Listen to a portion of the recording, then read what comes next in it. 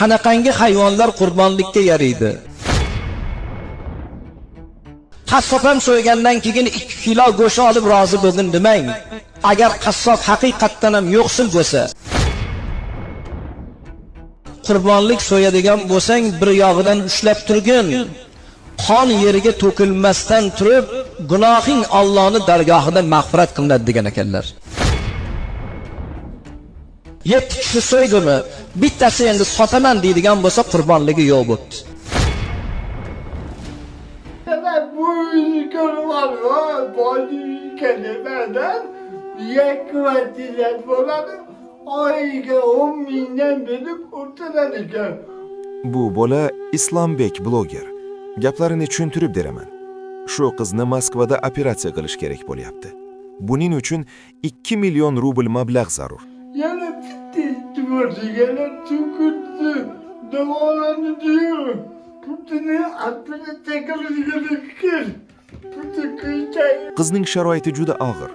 O'zi nogiron, ham yetim, ham ijarada, kvartirada yashaydi. Bu qizga ehson qilish orqali baxt va ish yo'llaringiz ochilishiga, gunohlaringiz kechirilishiga sababchi bo'lasiz. Buni bir sanab ko'ring.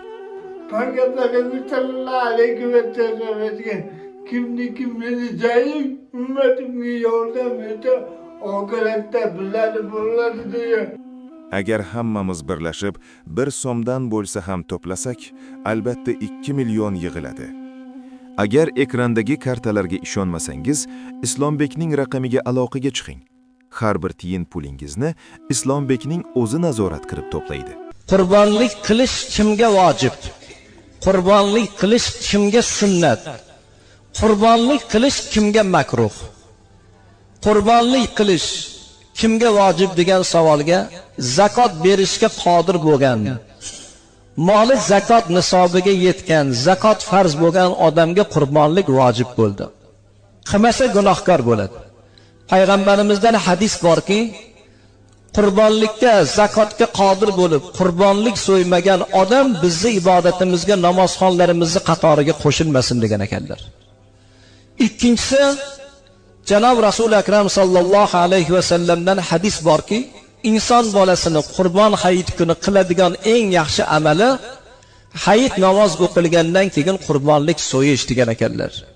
Hazrati Fatima onamizga marhamat qilar ekanlarki, ey Fatima, qachon qurbonlik so'yadigan bo'lsang, bir yog'idan ushlab turgin. Qon yeriga to'kilmasdan turib, gunohing Allohning dargohida mag'firat qilinadi degan ekanlar. Rasulullohdan hadis bor ekan, qurbonlikka kattaroq bir jonivorni qo'yni so'yinglar. Qiyomatda Sirot ko'prigini ustidan minib o'tadigan markabiylar shu bo'ladi degan ekanlar.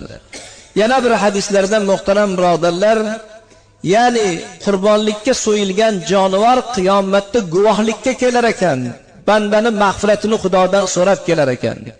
Shuning uchun qodir bo'lgan banda, zakot, mol zakot nisobiga yetgan bandaga bu vojib. Qilmasa gunohkor bo'ladi. Kimga sunnat? Qurbonlik so'yish. Mol nisobga yetmagan, zakot berish darajasiga yetmagan, lekin birovdan qarzi yo'q. O'rtacha yashab turgan odam, birovdan qarzi yo'q, hech kimdan tili qisuli joyi yo'q. Ana u odamga qurbonlik so'ysa sunnat, so'ymasa aybi yo'q. Qurbonlik so'yish kimga makruh? Yaxshi emas, durust emas. O'zini bo'ynida tog'day qarzi turibdi.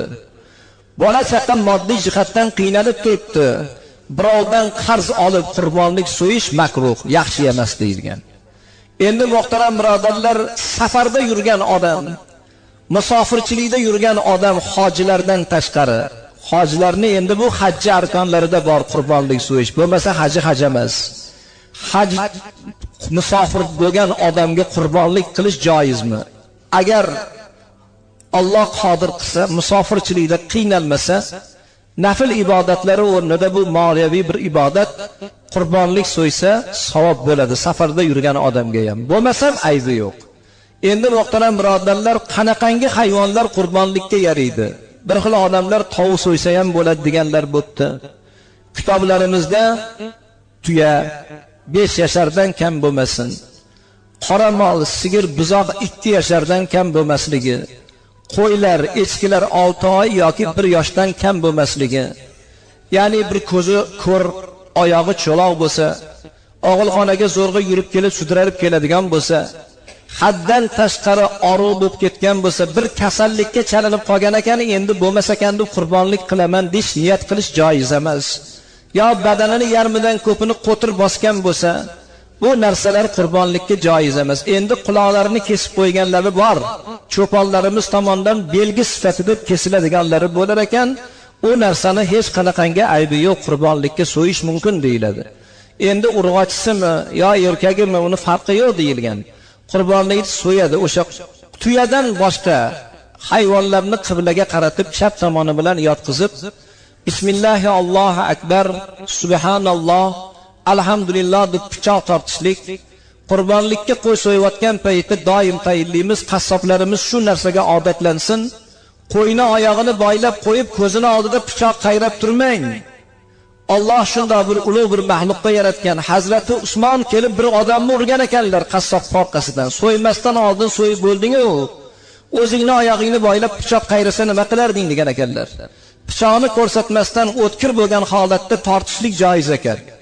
Shu bilan birgalikda muhtaram birodarlar, taqsimoti 3 ga bo'linishi. Birinchisi qurbonlik so'yalmagan yo'qsillarga berish. Ikkinchisi atrofdagi qo'ni-qo'shnilarga. Uchinchisi bola chaqani ixtiyoriga qoldirishlik. Yo bo'lmasam qurbonlik ziyofati qilsak, taomlarga istifoda qilishlik. Endi bola chaqasi ko'p, ro'zg'ori katta odam qurbonlik so'ysa, hech kimga tarqatmasdan o'zini bola chaqasini ixtiyoriga qoldirsa bo'ladi. Qora mol, tuya, sigir, buzoqni bir kishidan 7 kishigacha ham qurbonlik qilishi mumkin. Lekin 7 kishi qurbonlikni so'yib o'rtada pul tashab olgandan keyin tarozda o'lchasin har bir go'shtlarni, baravar taqsim bo'lsin. Shu 7 kishidan bittasi shuni go'shini sotib foydalanaman deb sotadigan bo'lsa, qolgan 6 kishining ham qurbonligi qabul bo'lmas ekan.